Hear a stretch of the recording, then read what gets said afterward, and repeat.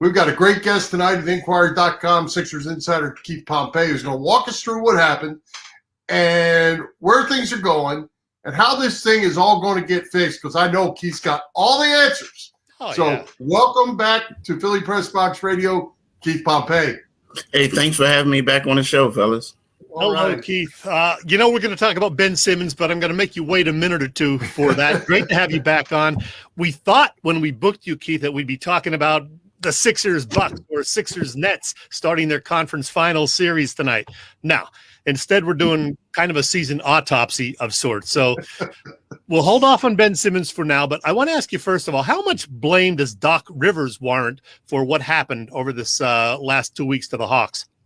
He deserves a lot of blame. I'm not going to say, let's just say, I'm not going to say 50%, but he has a percentage of it just because of the adjustments. It just seems like late in games, guys didn't know what to do. And they kept blowing leads, and there was no answers. I also think he left his bench in too long. Agreed. Well, Keith, Chet wants to let go with Ben Simmons. I'm going to jump in on Ben Simmons because I really have a question, and not to certainly make excuses because the things he did do, he didn't do well. But I'm puzzled by the strategy that Ben wasn't actually the point guard. He didn't push the ball up the court. They didn't get him involved. They buried him down in the paint somewhere, and he became a complete non-factor. Again, no excuses for missing all his foul shots and all that other stuff, but it was like they game planned without him. Yeah, they did. And you know what it was about? It was all about they knew that they were going to do hack a Ben or whatever, and they knew they didn't want him around the ball. And if you notice, a lot of times they would take him out, and then they would bring him right back after the 2-minute mark. You know, the thing is, we all know that Ben Simmons can't shoot foul shots. We all know that he can't shoot from the outside. And, you know, teams are starting to take advantage of it. But, you know, the thing is it's kind of hard when you have a guy on the court, and especially a guy like him who can't shoot and he doesn't have the ball in his hands. He's not going to be able to do anything for you. Except dunk the ball, and he didn't dunk the ball. So, you know, it's one of those things where, you know, I think Doc kept him in the game because he didn't want to totally destroy him.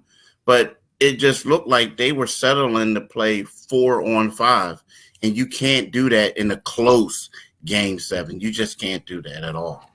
Well, he is getting destroyed on Philly Sports Talk Radio this week, not surprisingly, and even with some national folks in the media as well. And to me, it's deserved.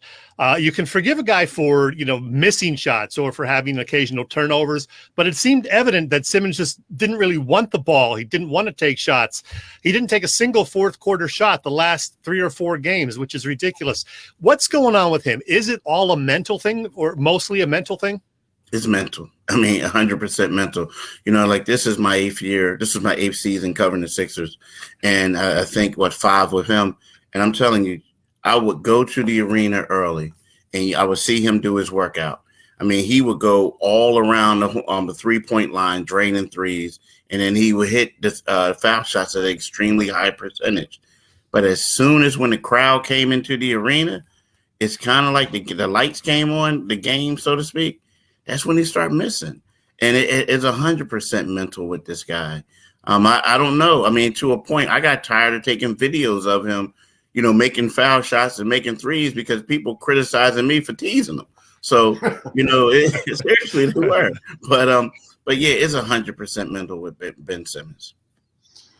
Well, Keith, you guys mentioned turnovers. Joel Embiid created a bunch of them.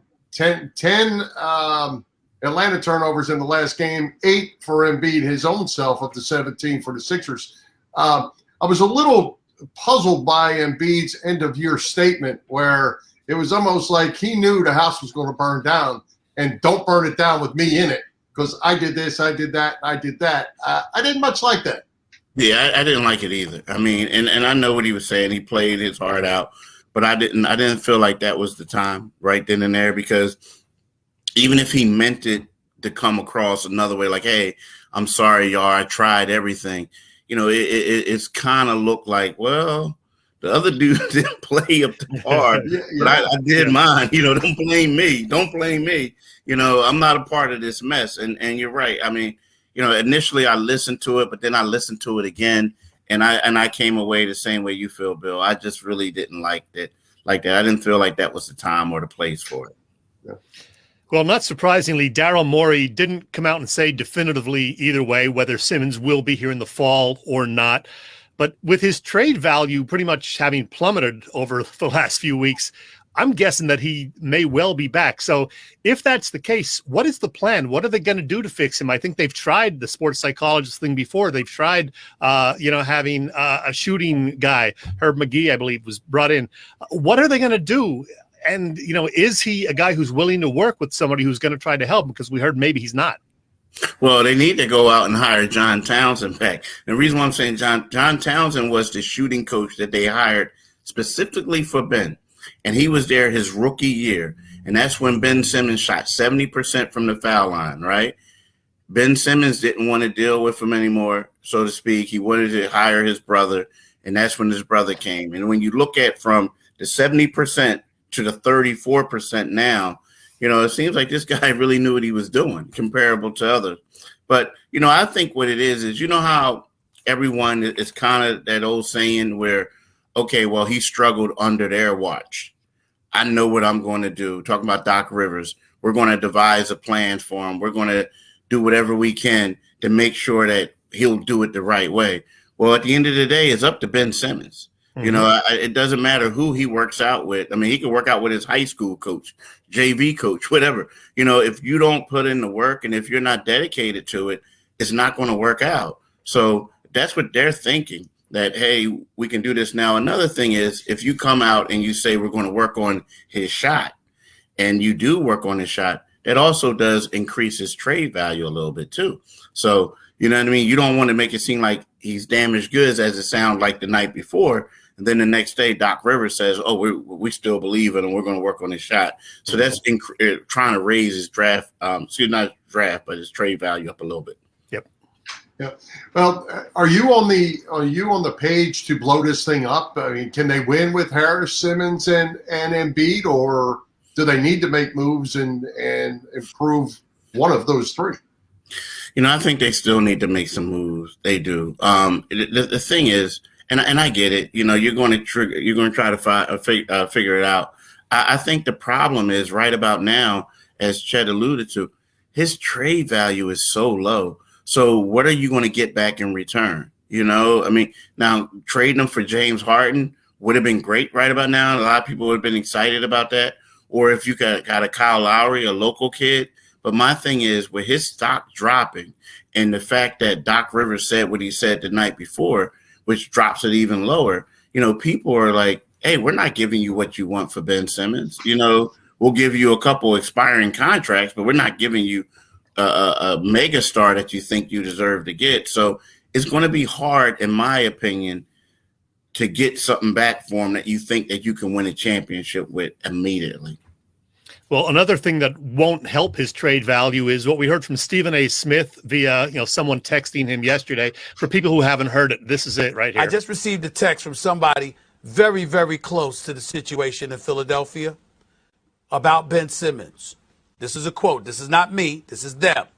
Quote, he doesn't work. He doesn't listen. And everyone around him is family. And he's constantly babied. In your time covering Ben Simmons, have you noticed that? Is he, being babied, and is he not the hardest worker on the team? I think that I'm going to say he's not. He could work harder. Let's just say that. He can do that. And his family is around a lot. I mean, he is the baby, right? And his brother works for him. His one sister worked for Clutch, which was the agency that hired him. Right, so they're around. Now, here's the thing. I blame the Sixers for this. Now, people are coming out and saying what they're saying, but this is stuff that people have been writing about for years and talking about for years. When you have that process type thing, the goal was to keep Ben Simmons and Joel Embiid happy, or whoever else they thought was going to be a star. So you enabled them to do whatever they wanted to do with no repercussion. So think what Ben Simmons is. He never had a veteran say, look, Rook, you're the superstar. You have to be the first one in the gym and the last one to leave. Typically, Ben Simmons was, coming in like a role player or someone like just coming in. Maybe late. He didn't put in a lot of work that you would think that an all-star megastar would put in. But again, I blame the 76ers because they enabled him to do that. And as far as the culture, we heard stories, remember, in the past about Brett Brown just babying them. Yeah. So if you got the coach babying you, you have ownership babying you, everyone else, you're not going to work. I mean, you're like, hey, I'm the cash cow. I don't have to do anything. I'm still an all-star. I'm doing this and that. So while Stephen A. got that information, that's stuff that is the Sixers' fault. They created the monster. Agreed. And to take that one step further, something else that has bothered me a bit is the load management situation and the fact that the team doesn't play together very much. And then they get to the playoffs and they expect to flip a switch. And I wonder, you're a lot closer, obviously, than we are. Many teams that I've been around as a coach, guys don't like to see other guys not practicing and not being there and not playing while they're busting their tails. And this guy is not, whether he's the superstar or he's not the superstar, it's in your head that I'm out here busting my tail and this guy don't have to do it. Is there that kind of problem? Do we have a chemistry problem with the Sixers as well? They're out there practicing more so than they were last year under Brett Brown. That's the one thing Doc has them on the court more. Well, they really don't practice at all. I mean, but I'm saying whenever they do something, they're out there because they just don't practice. But last year, I'll definitely say that was a problem because there were certain guys out there who didn't practice. One in particular who didn't practice, and some of his teammates took exception to it because it gets to a point when you're in a tough situation during the game and you make a mistake, and a guy who doesn't practice is coming down hard on you, and you're like, what are you talking about? Like, right. You weren't even at the practice or you weren't doing anything. So that could be a problem. But from my understanding, Doc Rivers really had them out there this year when they did do the practices and stuff like that. So, and I think, with Joel's situation, it was one of those things where I get you with the load management, but a lot of it was his knee, all these other ailments. So he really wasn't out there, when he at all times because he couldn't be out there. But, that I think Doc Rivers corrected that more so than Brett Brown did. Keith, when the Sixers started tanking, several years ago, the goal was to get higher draft picks, get assets, get to some conference finals, maybe, win a championship or two. They haven't gotten past the second round. Does that mean the process is a failure? Oh, yeah, they admitted that last year.